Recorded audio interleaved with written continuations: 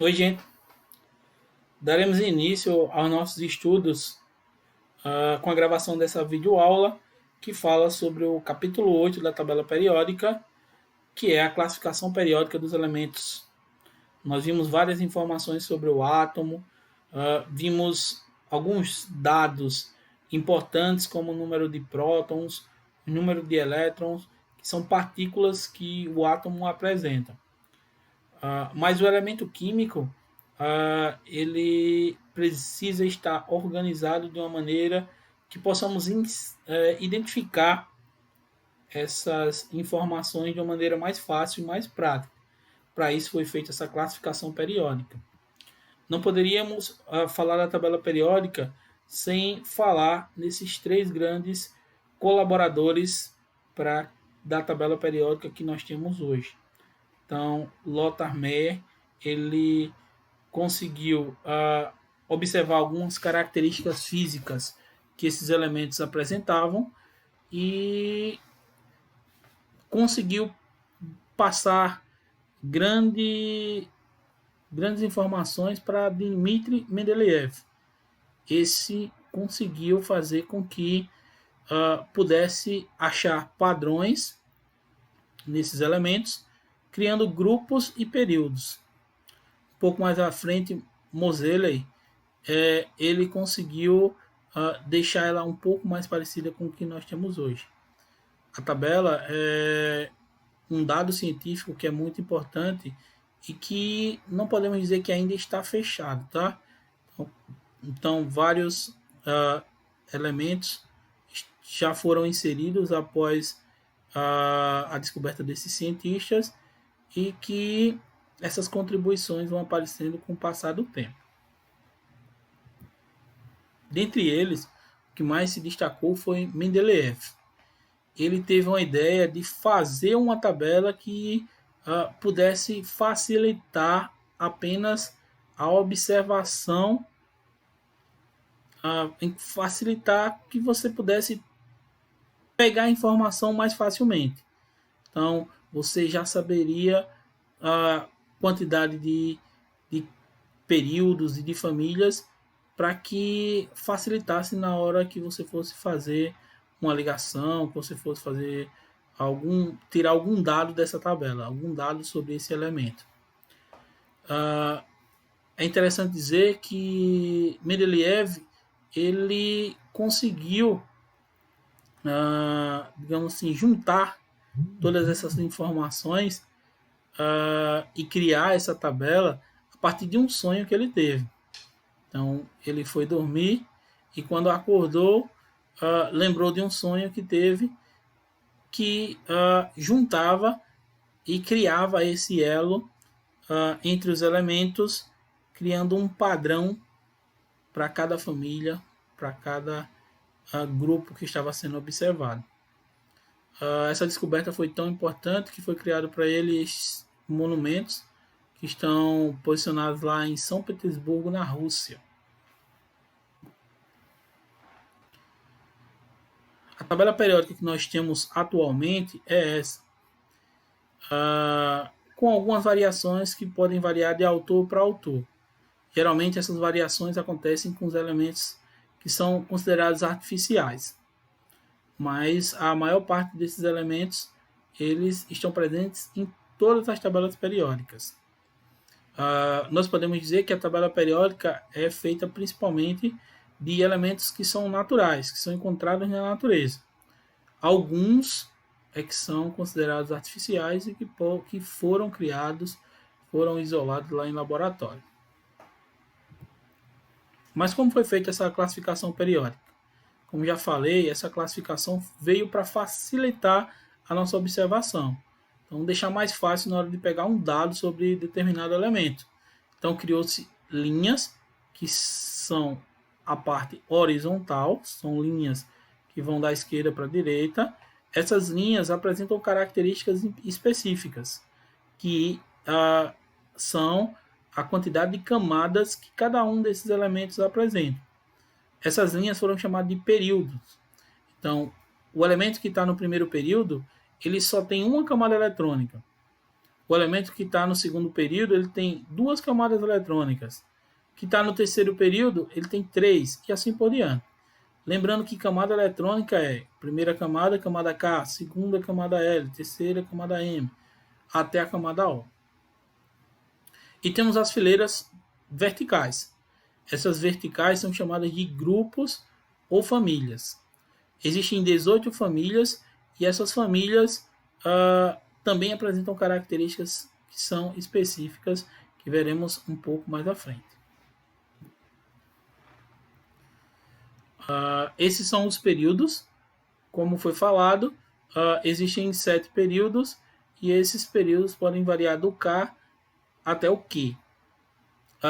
Uma coisa que é bastante importante são essas 2 linhas que estão fora da tabela periódica. Observem que elas estão respectivamente no 6º e no 7º período, onde esses elementos são considerados elementos de transição internos. Em resumo, o primeiro período ele é um período mais curto, só tem 2 elementos, que é o hidrogênio e o hélio. Já o 6º e o 7º são períodos mais longos, porque são aqueles que apresentam aquelas 2 linhazinhas que estão abaixo da tabela, como a gente viu no slide anterior. Eles apresentam 32 elementos químicos. As famílias são as colunas. Como foi falado, existem 18 colunas. São 18 famílias. Algumas delas têm um nome específico, tá? A família 1, ele é chamado de metais alcalinos. A família 2, alcalinos terrosos. A família 16 são a família dos calcogênios. A família 17 dos halogênios e a 18 dos gases nobres. E as outras famílias não têm nenhum nome? Geralmente as outras famílias chamam-se pelo nome do primeiro elemento. Então tem a família do carbono, a família do nitrogênio e assim por diante. Lembrando que há um órgão que regula toda essa nomenclatura, que regula essa química que nós analisamos, que é a IUPAC, que é a União Internacional da Química Pura e Aplicada. Existe também uma classificação que é mais antiga, tá? Essa classificação divide a tabela em 2 famílias, a família A e a família B. A família A seria os elementos representativos e a B seria os elementos de transição. Para vocês terem uma ideia, todas essas colunas que são mais altas, que são as 2 primeiras e as 6 últimas, eram consideradas família A. E todas essas colunas que são mais baixas, que tem um fundozinho azul, seria a família B. Tanto esses que estão dentro da tabela, quanto os que estão fora da tabela, são considerados família B, nessa classificação mais antiga. A distribuição eletrônica também pode ser relacionada com essa classificação dos elementos. Então você pode observar que esse último subnível, que seria o subnível mais energético da distribuição eletrônica, ele pode indicar qual é a posição ou qual a parte da tabela periódica que ele pode estar posicionado.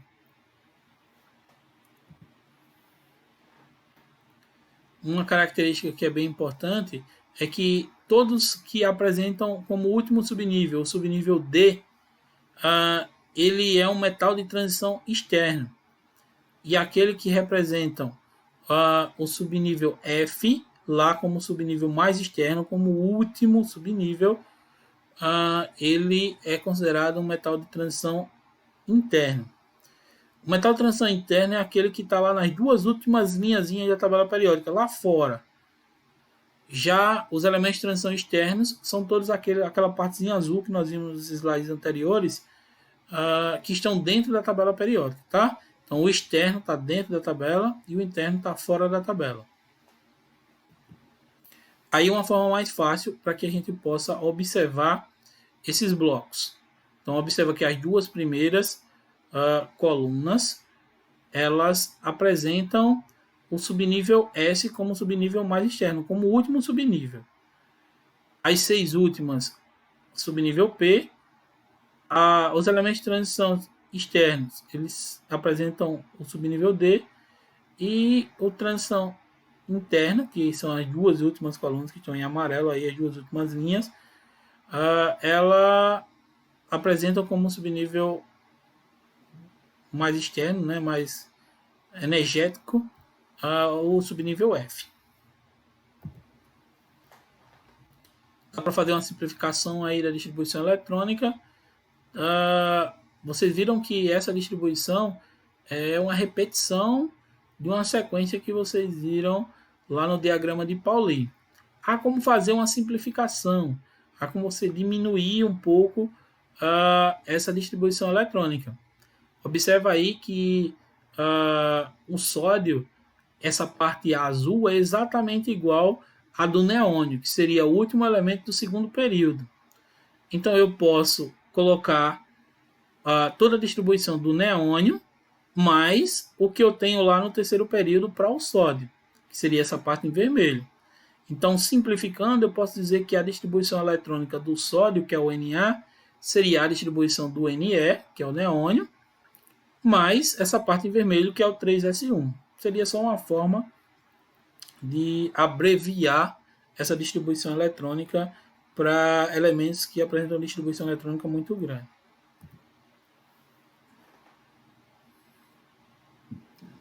Outra característica que a gente pode observar na tabela periódica são esses números que vêm antes do subnível. Então, observa aí que essa numeração indica a camada eletrônica e também o período. Então, se o subnível mais externo terminar lá em 2, quer dizer que essa é a segunda camada. Ou seja, ele tem duas camadas, portanto, está no segundo período. O magnésio termina lá em 3s2. O 3 indica que ele está na terceira camada ou terceiro período. Aí agora com você, que nós vamos comentar ele aqui para tentar entender um pouco o que foi dito, tá? Então, vocês podem observar que tem três elementos. O elemento X, que tem número atômico 4, o Y, que tem número atômico 17, e o W, que tem número atômico 26. Por meio da distribuição eletrônica, indica o grupo e o período ao qual pertencem. Você vai fazer a distribuição eletrônica desses elétrons. O X ele tem 4 elétrons, então vai ser 1s2 e 2s2. O 2 quer dizer que está no segundo período, e S2, o expoentezinho lá em cima, está dizendo que está no segundo grupo. Então, ele está na segunda família e no segundo período. Já o elemento Y distribuindo, nós temos lá como mais externo o 3. Isso quer dizer que ele está no terceiro período. Já o grupo que ele está seria 10 mais 5 mais 2, dá 17. Isso indica que ele está no período 17. Se você fosse observar pela família A ou B, nesse caso aí, você somando os expoentes, seria 2 mais 5 dá 7. Então ele estaria na família 7A. O W, ele tem 26 elétrons e distribuindo, ele termina em 4s2 e 3d6. Então, o 4 seria o período que ele está, né, o quarto período, e o grupo que ele apresenta seria o grupo 8. Na letra B, ele quer que classifique em representativo ou de transição externa. Então, observe o seguinte. Representativo é aquele que termina em S ou P. De transição externa, ele tem que acabar em D. Então, nós temos o X e o Y. O X acaba em S, é representativo. O Y acaba em P, também é representativo. O W acaba em D. Então, ele é um elemento de transição externo.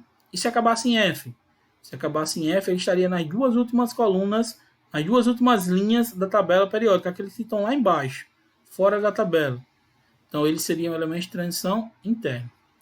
Nesses três exemplos, nesses três modelos aí, nós só temos elementos representativos e elementos de transição externo. No segundo, diz assim: dadas as seguintes distribuições eletrônicas, determine para cada caso se pertencem a átomo de elemento representativo de transição externa ou de transição interna. Então, ele é representativo se tiver em S ou P, como no subnível mais externo, no último que você observar aí. Se tiver no D, ele vai ser elemento de transição externo. Se tiver no F, elemento de transição interna. Então, a letra A. A letra A acabou em D. Quando acaba em D, ela é o elemento de transição externo. Quando acaba em S, que seria a letra B, acabou em S, então ele é o elemento de transição. A letra C acabou em F. Quando acaba em F, é o elemento de transição interna. E a letra D acabou em P, então ele é o elemento representativo. Com isso a gente encerra a nossa videoaula e aí vocês já podem ir lá no livro tentar responder algumas das questões, tá? O capítulo ainda tem mais alguns tópicozinhos que a gente vai ver na nossa aula do MIT, tá? Então não percam e até a próxima.